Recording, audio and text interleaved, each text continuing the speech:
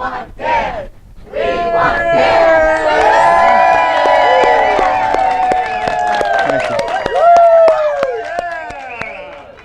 Wow. Awesome. Thank you. Thank you everyone here today. And good morning to those of you out there.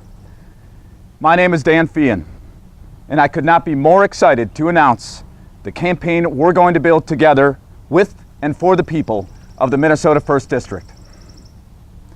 I'm a Democrat, and I'm a fifth-generation Minnesotan, raised in southern Minnesota, where I spent the most important and memorable years of my youth.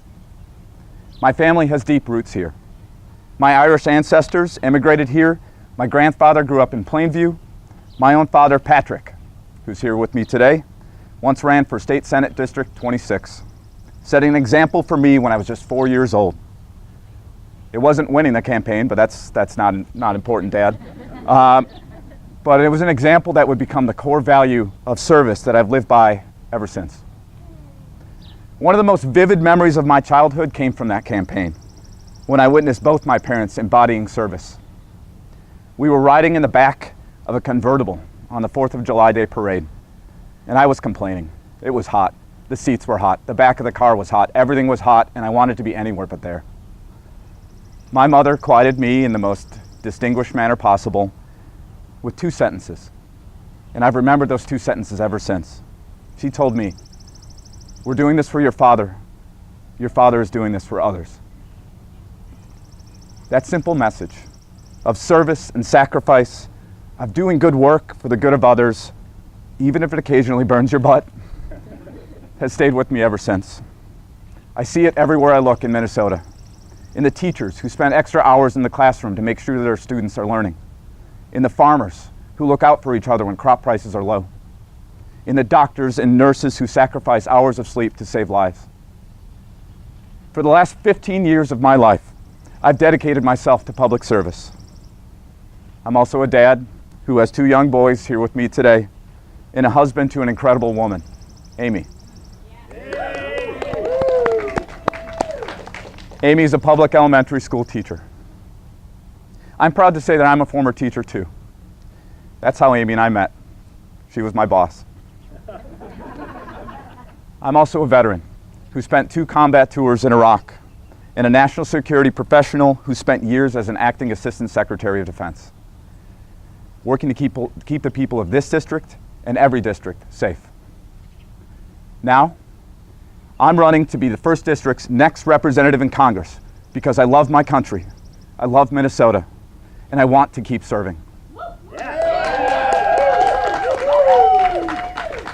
And because my experience in the military, in the classroom, and in government has given me the perspective and leadership skills we need in Congress at a time when we're facing unprecedented challenges in Minnesota, in Washington, and around the world. Let me tell you a little bit more about who I am, why I want to represent you, and what I stand for. I went off to college in August of 2001, excited to learn about the world. I knew that I wanted a career focused on service, like my father and mother had taught me, but I was still searching for how to do it. A month later, on September 11th, I watched smoke rising from the Pentagon just a few miles from my college campus. I realized, stunningly, that my country was vulnerable. And I felt a call to serve in the military and defend our country.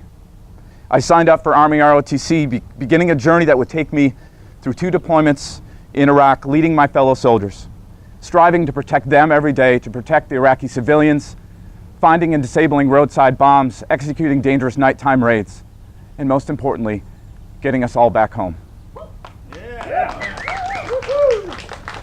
I learned profound and painful lessons during my time in the Army. I learned what federal policy looks like on the ground, thousands of miles away from Minnesota and Washington. I learned how decisions made in Congress can have life and death consequences for those asked to carry them out.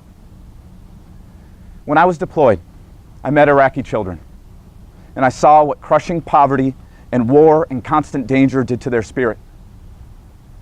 I also saw how poor schooling, or no schooling at all, damaged families and communities. I knew that if I made it back home, I wanted to continue working to protect vulnerable kids. So after I left the military in 2009, I served 2 years through Teach for America, teaching middle school students in Gary, Indiana, a city struggling with poverty.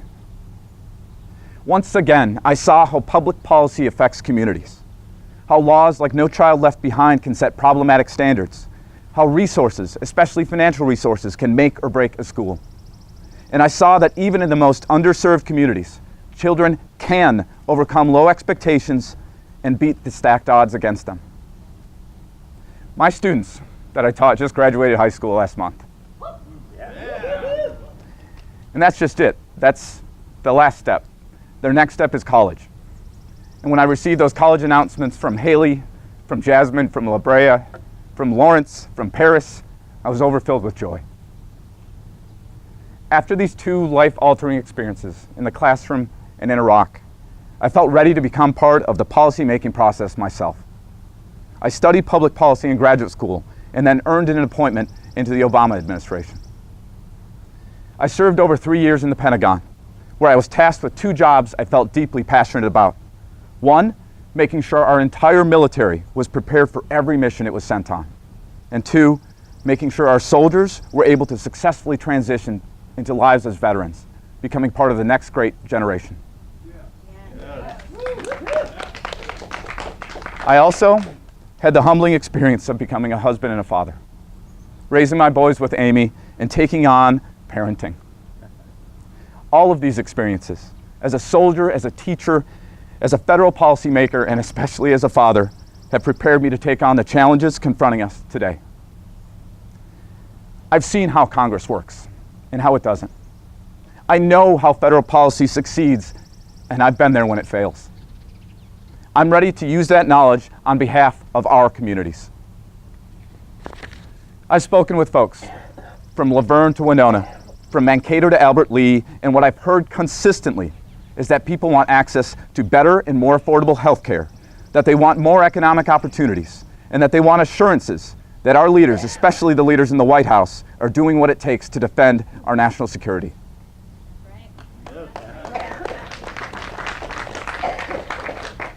If I have the honor of representing you in Congress, those will be my first priorities. I believe that in order for our communities and economy to be at their strongest, there must be a guarantee of affordable, accessible, and quality health care for all.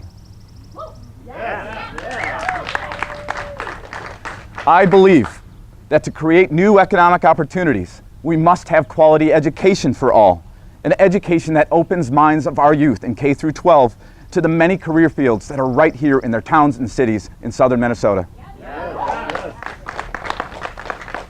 And while our farmers today must stay strong, must find new markets for their crops around the world, our future farmers have to have the lowest barriers to entry possible so that great profession can continue in its proud tradition. Yes. And for our national security, I will lead an effort to bring new congressional oversight to our unending war on terrorism. And I will ensure that our service members are only sent into harm's way with a clear mission and when it's absolutely necessary. And when crises arrives, such as North Korea's sudden missile test last week, I'll be ready to ask the right questions, to collect facts, develop solutions, and take action. Yeah.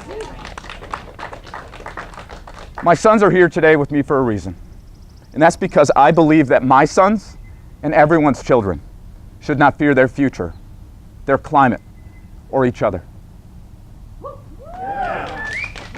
The challenges that we face today will not go away without you, the people, speaking up and declaring what is most important for our families and our communities. And they won't be solved without experienced leadership that can be trusted. And I know something about trust. It has to be earned every day. When I first took command of my soldiers in Iraq, it was not a given that they would trust me, let alone follow me in battle. The same was true with my middle school students and with my staff in the Pentagon. I had to earn their trust by being the first to step forward when things got tough, and I had to keep earning it every day after. That's the relationship elected officials should have with their constituents. In this moment of division in our country, it's very easy to lose sight of what we've been through to get here.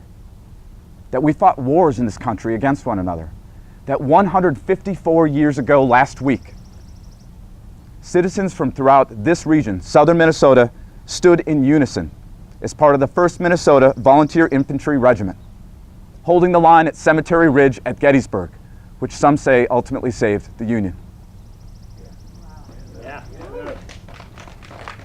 We always have a choice on how to move forward in challenging and divisive times. This campaign is offering the same choice I gave to my soldiers in combat, my students in the classroom, and my staff in the Pentagon. Even if we disagree, let's choose to move forward together. And if we make that choice, you'll never have to question whether I have your back or whether I will fight for you. I have volunteered for every job I've ever had, and I'm here today volunteering again, eager to do my part on behalf of these wonderful communities in this wonderful state, in the only place I've ever called home. I hope you'll join me in service on this campaign, and I commit to you that I'll earn your support and I will earn your trust, one person at a time. Thank you. Yeah.